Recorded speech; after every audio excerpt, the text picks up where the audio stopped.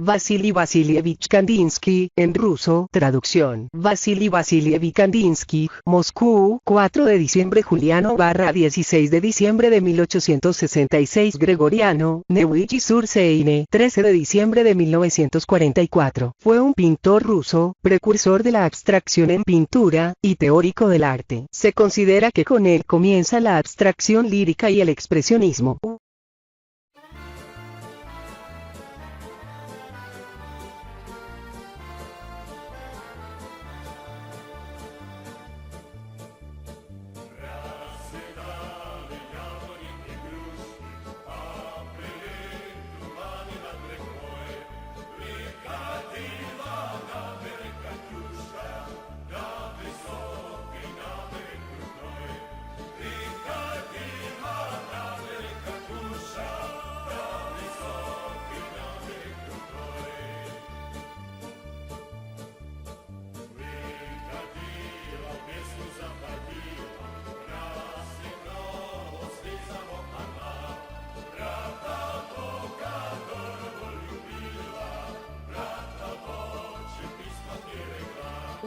Biografía. Vasily Kandinsky nació el 16 de diciembre, en el antiguo calendario ruso, 4 de diciembre, de 1866, proveniente de una familia de clase media alta. Su padre Vasily Silvestrovich Kandinsky era un comerciante de té, procedente de Kyakhta, una población siberiana cercana a la frontera con Mongolia. La abuela de Vasily era una aristócrata mongola de la dinastía Gantimurov. Lidia Ivanovna Tijeeva, la madre de Vasily, era de Moscú. Pasó su infancia y juventud entre Moscú y Odessa, donde se trasladó la familia en 1871. Tras el divorcio de sus padres vivió con su padre. Su tía Elizabeth Tijeeva también lo cuidó. Su abuela materna era alemana y le hablaba en alemán. En Odessa tomó clases de piano y de violonchelo. En 1886 Kandinsky comenzó sus estudios de Derecho y Ciencias Económicas en la Universidad de Moscú. También estudió etnografía. En 1892 se casó con su prima Anna Chemyakina, con quien vivió hasta 1904. En 1893 fue nombrado profesor asociado en la Facultad de Derecho. En 1896 la Universidad de Tartu le ofreció una plaza de profesor, que rechazó para dedicarse por completo al arte. Esta decisión estuvo influida por la exposición de los impresionistas en Moscú en 1895, al ver las obras de Monet y la representación de Lohengrin de Richard Wagner en el Teatro Bolshoi. Se trasladó a Múnich, donde inicialmente no fue admitido en la Academia de Arte. Estudió un tiempo en la Academia Privada de Anton Abbe hasta 1900, cuando fue admitido en la Academia. Su profesor fue Franz von Stutt, y, como consideró que la paleta de Kandinsky era demasiado brillante, le hizo pintar en una gama de grises durante un año. En 1901 fundó el grupo Phalanx, cuyo propósito principal era introducir las vanguardias francesas en el provinciano ambiente muniqués, para lo que abrió una escuela en la que daba clases. Sus pinturas de los primeros años del siglo eran paisajes ejecutados con espátula, en un principio sombríos, para luego adquirir una intensidad casi fauve. También pintó temas fantásticos basados en tradiciones rusas o en la Edad Media alemana. Este periodo estuvo marcado por la experimentación técnica, en particular en el uso del temple sobre un papel oscuro, para dar una impresión de superficie transparente, iluminada desde atrás. La consistencia tonal del claroscuro enfatiza el esquema, borrando la distinción entre las figuras y el fondo, resultando una composición casi abstracta. En 1902, expuso por primera vez con la Secesión de Berlín y realizó sus primeras xilografías. En 1903 se divorció de Anna Chemyakina, y se casó con la joven artista Gabriele Munter. En 1903 y 1904 viaja por Italia, Países Bajos, África y visita Rusia. En 1904 expuso en el Salón de Otoño de París. Durante 5 años viajó con su esposa por Europa pintando y participando en exposiciones. Volvió a Baviera y se asentó en Murnau am Staffelsee, en la falda de los Alpes. En 1909 fue elegido presidente de la nueva Asociación de Artistas de Múnich, NKBM. La primera exposición del grupo tuvo lugar en la Galería Tannhäuser de Múnich ese mismo año. Hacia el final de la década, las pinturas de Kandinsky denotan una gran tendencia a la plenitud, por la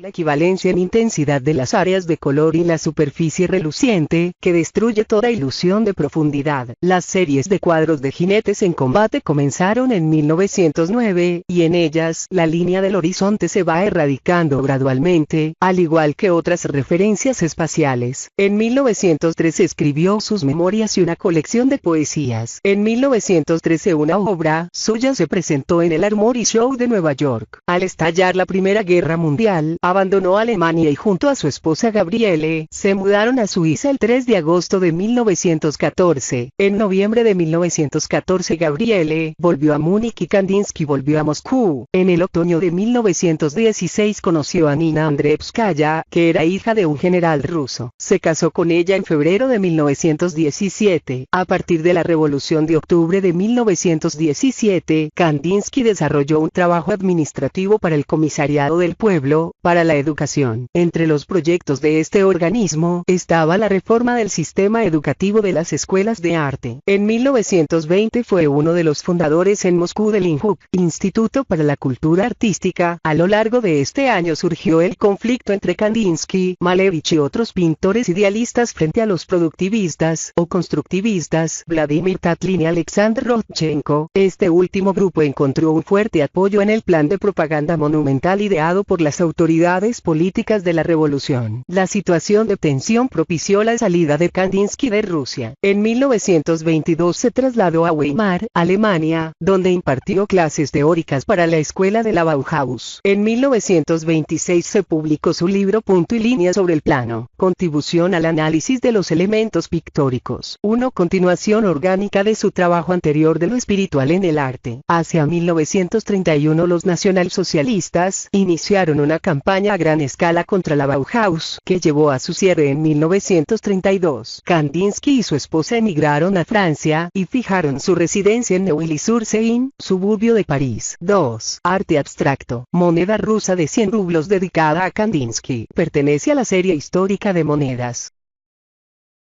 El desarrollo de Kandinsky hacia la abstracción encuentra su justificación teórica en Abstracción y empatía de Wilhelm Wöhringer, que se había publicado en 1908. Wöhringer argumenta que la jerarquía de valores al uso, basada en las leyes del Renacimiento, no es válida para considerar el arte de otras culturas. Muchos artistas crean desde la realidad pero con un impulso abstracto, que hace que las últimas tendencias del arte se den en sociedades menos materialistas. Kandinsky, al igual que Piet Mondrian, estaba interesado también en la teosofía, entendida como la verdad fundamental que subyace detrás de doctrinas y rituales en todas las religiones del mundo. La creencia en una realidad esencial oculta tras las apariencias proporciona una obvia racionalidad al arte abstracto. En 1912 publicó De lo espiritual en el arte, donde critica a las instituciones académicas tradicionalistas y la idea de arte en general. Es el primer libro que describe la fundación teórica del movimiento abstracto y habla de una nueva época de gran espiritualidad y de la contribución de la pintura a ella. El arte nuevo debe basarse en un lenguaje de color, y Kandinsky da las pautas sobre las propiedades emocionales de cada tono y de cada color. A diferencia de teorías sobre el color más antiguas, él no se interesa por el espectro sino solo en la respuesta del alma. Entre 1926 y 1933, pintó 159 óleos y 300 acuarelas. Muchos de ellos se perdieron después de que los nazis declararon degeneradas a sus pinturas. En 1939 se nacionalizó francés. 3. Juventud y la inspiración, 1866-1896. Puerto de Odessa, óleo sobre lienzo, 1898, Galería Tretiakov.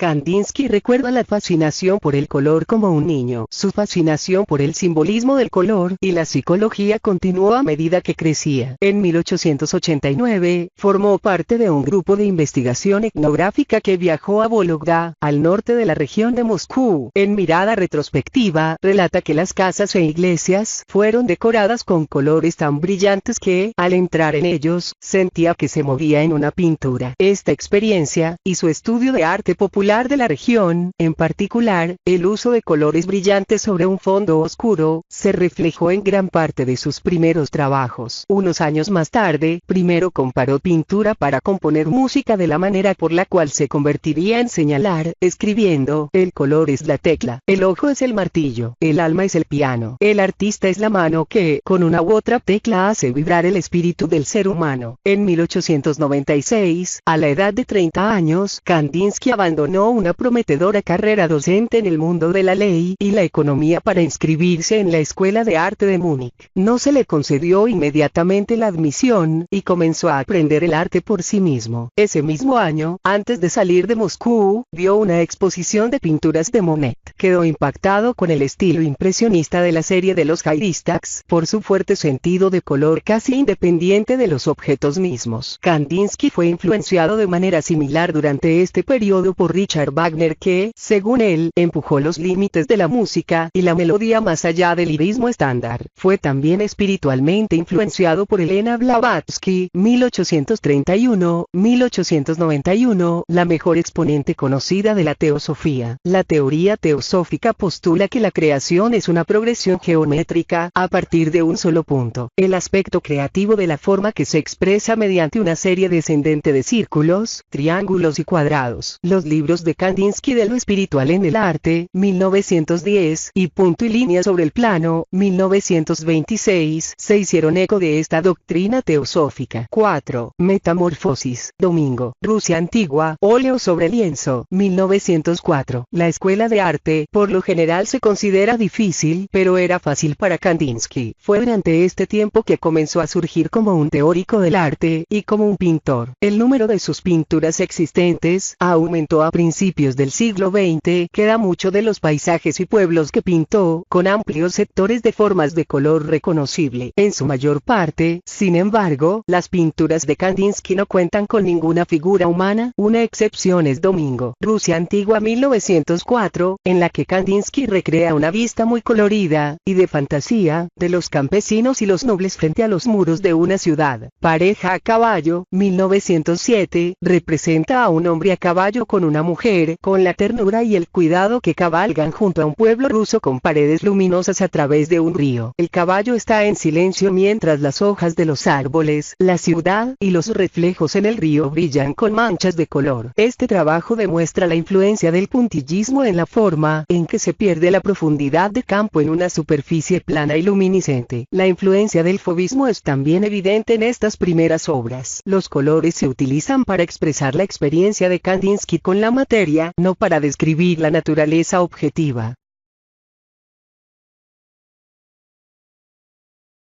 Quizás la más importante de sus pinturas de la primera década de 1900 fue El jinete azul, 1903, la cual muestra una pequeña figura, envuelta en un caballo veloz corriendo por un prado rocoso. La capa del jinete es azul medio, y la sombra proyectada es de color azul oscuro. En el primer plano son sombras azules más amorfas, las traseras de los árboles en otoño. En el fondo, el jinete azul en la pintura destaca, aunque no claramente definido, y el caballo tiene un andar anormal, que Kandinsky debía saber. Algunos historiadores del arte creen que una segunda figura, tal vez un niño, va agarrado por el piloto, aunque puede tratarse de una sombra del jinete solitario. Esta disyunción intencional, que permite a los espectadores a participar en la compleción de la obra de arte, se convirtió en una técnica cada vez más consciente utilizada por Kandinsky en los años siguientes, y culminó en las obras abstractas del periodo 1911-1914. En El jinete azul, Kandinsky muestra el jinete más como una serie de colores que en los detalles específicos. Esta pintura no es una excepción en este sentido en comparación con los pintores contemporáneos, pero muestra la dirección que Kandinsky tomaría solo unos pocos años después. Otoño en Baviera, óleo sobre lienzo, 1908, Centro Pompidou. Entre 1906 y 1908 Kandinsky pasó mucho tiempo viajando por Europa. Él era un asociado de Blue Rose, grupo simbolista conquista de Moscú, hasta que se instaló en la pequeña ciudad bávara de Murnau. El cuadro Montaña Azul, 1908-1909, fue pintado en este momento, lo que demuestra su tendencia hacia la abstracción. Una montaña azul está flanqueada por dos árboles grandes, uno amarillo y uno rojo. Una procesión, con 3 jinetes y varias figuras, se cruza en la parte inferior. Las caras, ropa y sillas de montar de los jinetes, son cada una de un solo color y ni ellos ni las figuras caminando muestran cualquier detalle real. Los planos y los contornos también son indicativos de la influencia fauvista. El amplio uso del color en Montaña Azul ilustra la inclinación de Kandinsky hacia un arte en el que el color se presenta independientemente de la forma, y en el que a cada color se le da la misma atención. La composición es más plana, el cuadro se divide en 4 secciones: el cielo, el árbol rojo, el amarillo y el árbol de la montaña azul con los 3 jinetes. 5. Periodo El jinete azul, 1911-1914. Artículo principal. Der Blaue Reiter. En 1911, Vasily Kandinsky y Franz Marc y otros artistas fundaron en Múnich un movimiento expresionista Der Blaue Reiter, el jinete azul en español, que transformó el expresionismo alemán.